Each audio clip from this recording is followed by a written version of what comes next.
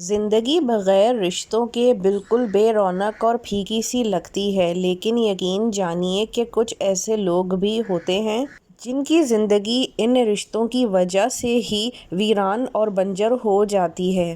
رشتوں میں ضرورت سے زیادہ وقت اور جذبات کی انویسٹمنٹ، اور خاص کر اگر اس میں پیسے بھی شامل ہو جائیں، کس طرح سے آپ کو ڈی ویلیو کر دیتے ہیں، یہاں تک کہ آپ کے دشمن بن جاتے ہیں، یہ آپ تصور میں بھی نہیں لا سکتے۔ میں یہ نہیں کہہ رہی کہ آپ رشتوں میں مخلص ہونا چھوڑ دیں، لیکن اپنے آپ کو اور اپنے گھرانے کو سب سے پہلے دیکھنا بہت ضروری ہوتا ہے۔ ہمارے ہاں خواتین زیادہ تر ایموشنلی ویک ہوتی ہیں اور اپنے ارد گرد کے رشتوں پر اپنے سے زیادہ بھروسہ کر رہی ہوتی ہیں۔ یہی حال ہمارے ہاں کے کچھ مرد حضرات کا بھی ہوتا ہے، لیکن یہ لانگ ٹرم میں بہت نقصان دہ ثابت ہوتا ہے، اور جب تک آنکھیں کھلتی ہیں بہت دیر ہو چکی ہوتی ہے۔ السلام علیکم، میرا نام ہے عائشرین خان اور welcome back to my channel. اگر آپ میرے چینل پہ نیو ہیں تو میرے چینل کو سبسکرائب کر لیجئے، کیونکہ میں روزانہ آپ کے لیے زندگی کے مختلف حقائق کے اوپر ویڈیوز لے کر آتی ہوں۔ آج کا ہمارا جو ٹاپک ہے وہ ہے کہ کس طرح رشتوں میں آپ جب اپنا سارا کچھ انویسٹ کر دیتے ہیں اور پھر وہی رشتے آپ کے دشمن اور آپ کو دھوکہ دینے والے نکلتے ہیں، یہاں تک کہ جادو ٹونے کو بھی نہیں چھوڑتے۔ آج میں آپ سے ایک ایسے گھرانے کی سچی کہانی بھی شیئر کروں گی کہ جب آپ سنیں گے تو حیران رہ جائیں گے، شاید اس سے ریلیٹ بھی کر سکیں، لیکن میں نام نہیں بتا سکتی کیونکہ وہ میرے قریبی جاننے والے ہیں اور ان کے ساتھ ہمارے بہت اچھے تعلقات ہیں۔ تو چلیے شروع کرتے ہیں۔ پچھلی ویڈیو میں میں نے آپ کو بتائے تھے ایسے کچھ پوائنٹس جن کا آپ نے ہمیشہ خیال رکھنا ہے۔ دیکھیے، زندگی آگے بڑھتی ہے اور حالات، معاملات، واقعات، یہاں تک کہ رشتے بھی بدل جاتے ہیں۔ اس چیز کو خواتین کو خاص کر سمجھنا بہت ضروری ہے، کیونکہ جب انسان ماں باپ اور بہن بھائیوں کے ساتھ رہ رہا ہوتا ہے تو اس وقت زندگی اور رشتوں کے معاملات کچھ اور ہوتے ہیں، لیکن جیسے جیسے بہن بھائیوں کی شادی ہوتی چلی جاتی ہے تو رشتوں میں بدلاؤ آتا ہی آتا ہے۔ لہٰذا ہمیشہ اپنی خوشیوں کو جب تک پائے تکمیل تک نہ پہنچ جائے کسی کو نہ بتائیں۔ اپنا دکھ، درد، غم یا ایسا کوئی صدمہ جو آپ کے ساتھ زندگی میں پہلے حادثہ گزر چکا ہو، اس کو بھی اپنے تک ہی محدود رکھیں۔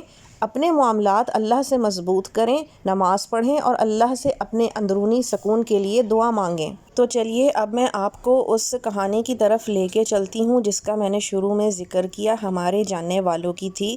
تو ہوا کچھ یوں کہ اس فیملی میں 2 میاں بیوی اور ان کے 2 بچے، ایک بیٹی اور ایک بیٹا شامل ہیں۔ یہ کہانی اسٹارٹ ہوتی ہے 80s سے، جب ان کے والد یعنی فیملی کے سربراہ کو ملک سے باہر جانے کی اپرچونٹی ملتی ہے۔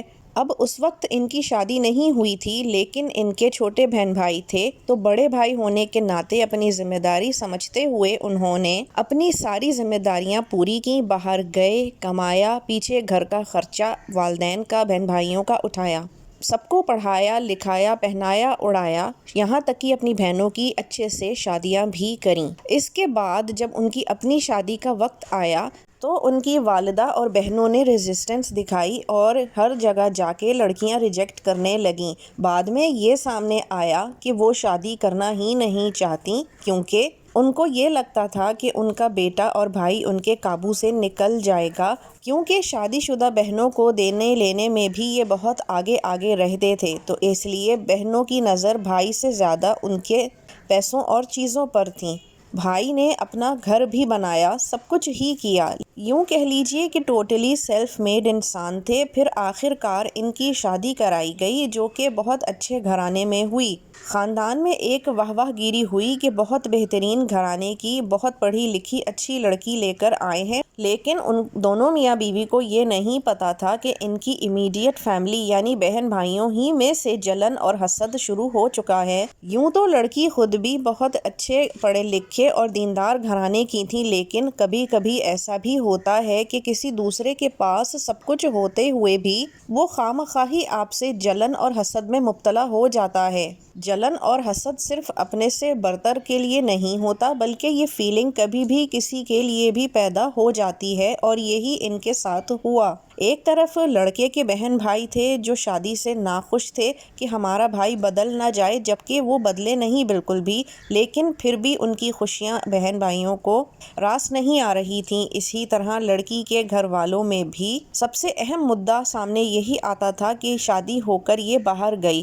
اس وقت 70s 80s میں شادی ہو کر لڑکی کا باہر جانا بہت زیادہ خوش قسمتی سمجھی جاتی تھی، کیونکہ یہ اپرچونٹیز کم ہی لڑکیوں کو ملتی تھیں۔ ہوا کچھ یوں کہ شادی کے کچھ عرصے بعد سے ان کے گھر میں دونوں میاں بیوی کے درمیان کے تعلقات میں، فائنینشیل حالات میں کافی زیادہ مسئلے مسائل آنے شروع ہو گئے، یہاں تک کہ ان کے ہاں اولاد بھی نہیں ہو پا رہی تھی، مس کیرج پہ مس کیرج ہو رہا تھا۔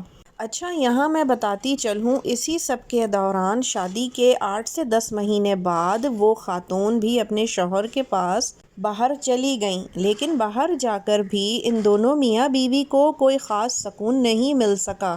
اس زمانے میں خط و کتابت اور ٹیلی فونک رابطے کے ذریعے ہی رابطوں میں رہا جاتا تھا، انٹرنیٹ وغیرہ نہیں ہوا کرتا تھا، لیکن پھر بھی خبر گیری سب کی ایک دوسرے کو ملتی رہتی تھی، چاہے ملک میں ہو یا پھر باہر۔ کچھ عرصہ گزرا تو بڑی منتوں اور مرادوں کے بعد ان دونوں میاں بیوی کے ہاں پہلی اولاد بیٹی ہوئی اور معاملات نے بالآخر تھوڑا سنبھال لیا، لیکن یہ سکون بھی کچھ ہی دنوں کا تھا۔ کچھ مہینوں بعد ان صاحب کی نوکری چلی گئی اور ان کو مجبوراً اپنی بیوی اور بیٹی کو پاکستان بھیجنا پڑا۔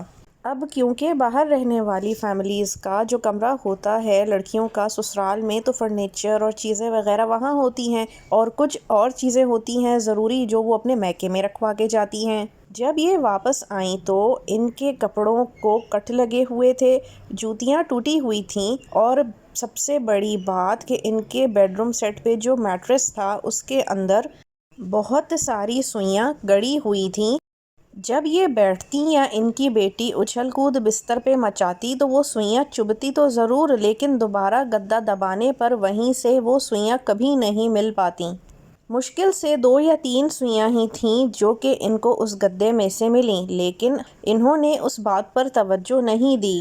اس کے بعد یہ جہاں رہتی تھیں وہاں ان کی گھر کی دہلیز پر کبھی گوشت پڑا ملتا تو کبھی آٹے کے پیڑے، اور تو کبھی بلی اور کتوں کی نجاست پڑی ملتی، جو کہ ان کو حیرانی میں تو ڈالتی، لیکن ان کو کچھ سمجھ نہیں آ پاتا کہ یہ کیا ہو رہا ہے۔ یوں کہہ لیجئے شاید کم علمی تھی جو اندازہ ہی نہ کر سکیں یہ خاتون کہ ان کے ہاں جادو ٹونے کا سلسلہ ہو رہا ہے۔ عورت جب اکیلی ہو اور شوہر کے بغیر رہ رہی ہو بچوں کو لے کے تو زندگی بہت مشکل ہو جاتی ہے، ذہن بھٹکتا ہے، ذمہ داریاں پوری کرنے کی جستجو میں بہت سی چیزیں ذہن اور نظر سے آئی گئی ہو جاتی ہیں۔ آئے دن ان کے گھر دعوتیں بھی ہوتیں اور دوسرے لوگ بھی ون ڈش پارٹی کے طور پر ان کے ہاں کھانا وغیرہ خاص کر سفید میٹھا لے کر آتے، لیکن ان کے ہاں حالات بد سے بدتر ہوتے چلے گئے۔ اس ہی سب میں ان کا ایک بیٹا بھی پیدا ہوا، لیکن مستقل بیمار ہی رہتا، کبھی کچھ ہو جاتا تو کبھی کچھ۔ وہاں دوسری طرف وہ خود بھی بیمار رہنے لگیں،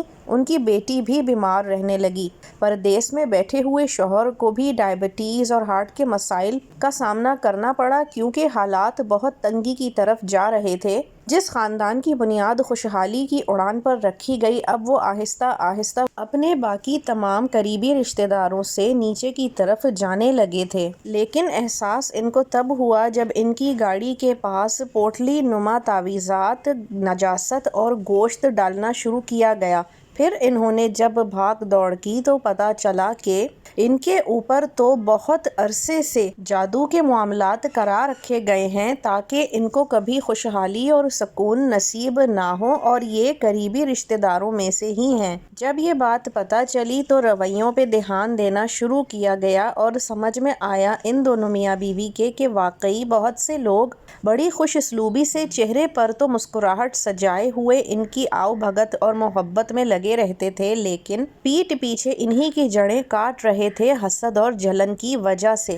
کیونکہ بعض اوقات ہم سنی ہوئی دیکھی ہوئی باتوں کو ان سنا، ان دیکھا، ان سمجھا کر کے لیٹ گو کر دیتے ہیں، لیکن بعد میں سمجھ میں آتی ہے کہ کیا ہوا۔ جیسے خاتون کی بہن ہر وقت ان کے بچوں کے اوپر بیجا کی سختی اور روک ٹوک کرتیں اور اپنی بہن کو بھی اس کا مشورہ دیتیں۔ بہن کو بھی آتے جاتے چھوٹی بڑی بات پر طعنے دے دیا کرتیں، طنز کر دیا کرتیں۔ یہی سیم حال سسرال میں بھی تھا۔ کہانی ان کی اتنی لمبی اور پیچیدہ ہے، اگر سنانے بیٹھوں تو میرے خیال سے 4 سے 5 ویڈیوز اس ہی میں نکل جائیں، لیکن اتنا سمجھ لیجئے کہ کڑی سے کڑی ملانے پر سمجھ میں آ گئی کہ یہ کون لوگ تھے اور یہ کیوں ہوا، کیونکہ جب برا وقت پڑتا ہے تو حقیقت لوگوں کی سامنے آ جاتی ہے، لیکن آج ان کے بچوں نے سنبھالا لے لیا اور ان کی فیملی الحمدللہ اسٹیبل ہے۔ آپ سے بھی میں یہی کہوں گی کہ میری کل والی ویڈیو کے تمام پوائنٹس کا ضرور خیال رکھیں اور اپنے ذہن اور نظروں کو اپنے ارد گرد بھی کھول کر رکھیں۔ انشاءاللہ کل حاضر ہوتی ہوں۔ اپنا خیال رکھیے گا کیونکہ آپ بہت قیمتی ہیں۔ اللہ حافظ۔